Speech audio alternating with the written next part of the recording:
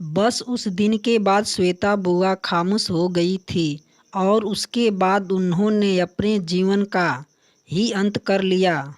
उस समय मयंक की बहन ममता मात्र 2 वर्ष की थी।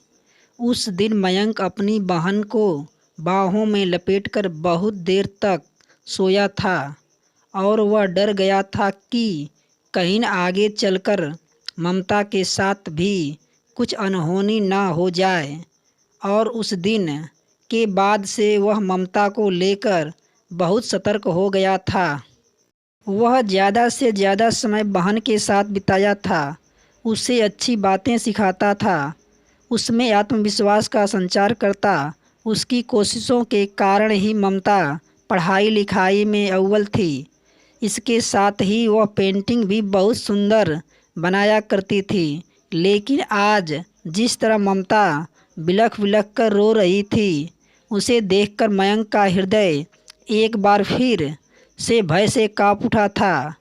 उसने बार बार अपने माता पिता को समझाने की कोशिश की थी कि ममता का रंग उज्जवल नहीं है तो क्या हुआ, वह कितनी गुणी है। बच्चों को माता पिता से क्या चाहिए होता है, केवल प्यार और सम्मान। लेकिन उसके माता पिता तो ममता को देखते ही घृणा से मुंह फेर लेते थे। आज मयंक ने तय कर लिया था कि वह ममता के साथ और गलत नहीं होने देगा।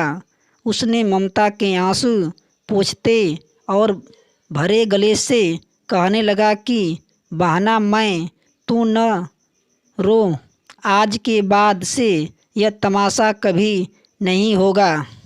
जब तक कोई ऐसा लड़का नहीं मिल जाता जो तेरे रूप से आगे बढ़कर तेरे गुणों की कदर करे, तब तक कोई भी इस घर में तेरी शादी की बात नहीं करेगा और ना ही तुझे कोई ताने देगा। ममता देर तक सिसकती रही थी। मयंक ने विद्रोह का बिगुल बजाते हुए अपने मम्मी पापा से भी साफ साफ कह दिया था कि अगर आप लोग ने ममता के साथ कुछ भी गलत करने की कोशिश की तो मैं ममता को लेकर घर छोड़कर चला जाऊंगा। हम दोनों भाई बहन अकेले रह लेंगे। नहीं चाहिए ऐसे माता पिता जो अपने ही बच्चों में भेदभाव करते हों। मयंक ने अपने ऑफिस में ही बात करके ममता को जाब दिलवा दी थी। ममता अब व्यस्त रहने लगी थी। ऑफिस में भी धीरे धीरे सभी ने उसके काम से प्रभावित होकर उसका सम्मान करने लगे थे।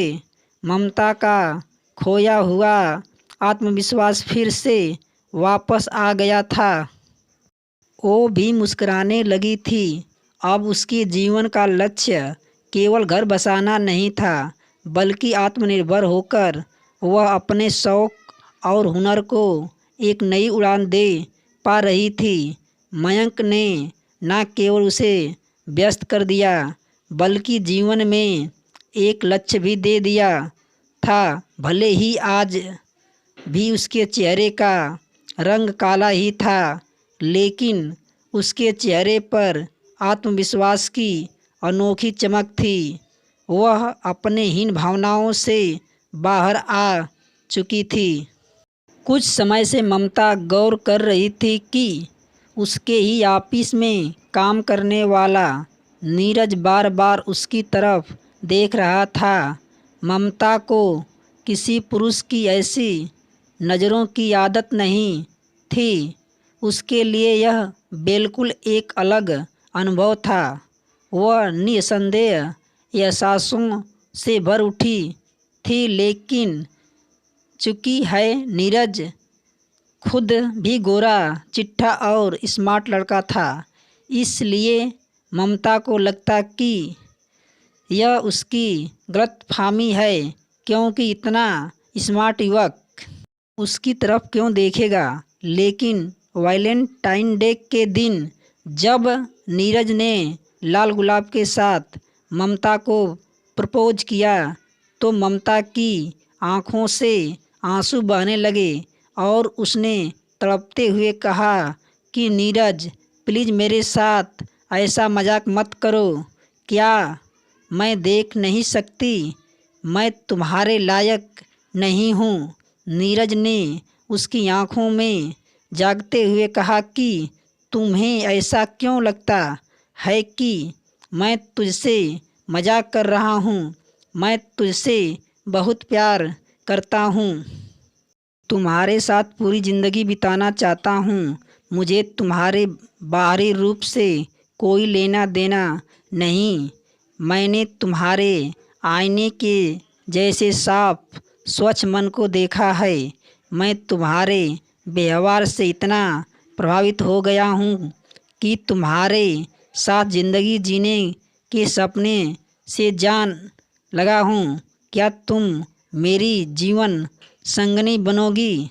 ममता के लिए उसकी जीवन का यह सबसे सुखद पल था। उसके आँखों से बहते हुए मोती नीरज को मौन सहमति दे दी गई थी। आज ममता बहुत खुश थी। उसने अपने भैया मयंक को नीरज के बारे में बताया तो मयंक की खुशी का ठिकाना ही नहीं रहा। मयंक की नज़रों में नीरज और ममता के लिए एक योग्य वर था। उसने ममता के माथे को सहलाते हुए कहा कि मैंने कहा था ना, तेरे जीवन में खुशियाँ ज़रूर आएगी। देखा, तुझे वह लड़का मिल ही गया जिसने तेरे रंग रूप को नहीं बल्कि तेरे गुणों को जाना और समझा। वह तुझे तेरे हिस्से का प्यार देगा मेरी लाडो।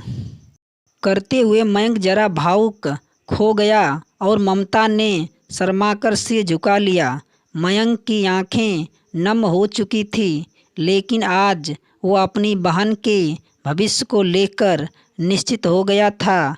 नीरज की मां ने भी बेटे की खुशी में अपनी स्वीकृति दे दी, क्योंकि नीरज की मां भी सांवली थी और वह एक सांवली लड़की की तकलीफ भली भांति जानती थी।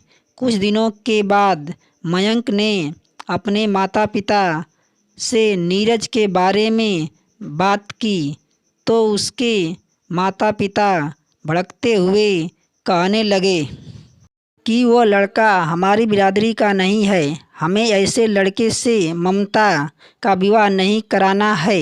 हमारी बेटी भले ही जीवन भर कुंवारी बैठी रहे, लेकिन हम उसे ऐसे ही किसी निम्न कुल में नहीं भेज सकते। हमारी लड़की हमारे ऊपर बोझ नहीं है। मयंक व्यंग से बोल पड़ा। जब आप लोग हाथ धोकर ममता के पीछे पड़ कर बार बार उसकी नुमाइश करवा रहे थे, तब वह आपको बोझ ही तो लग रही थी कि और आज आप कह रहे हैं कि वह हमारे लिए बोझ नहीं है। मुझे आप लोगों से ऐसी ही जवाब की उम्मीद थी। फिर भी मैं सोचा कि आप लोग माता पिता हैं तो आपका अधिकार बनता है कि हम आपको सारी बातें बताएं। लेकिन यदि आपका यही फैसला है तो कोई बात नहीं, लेकिन मैं अपनी बहन की शादी नीरज से ही करवाऊंगा। उसकी जात बिरादरी से क्या करना है? वह मेरी बहन की कद्र करता है। वह मेरी बहन को जीवन भर सुख रखेगा।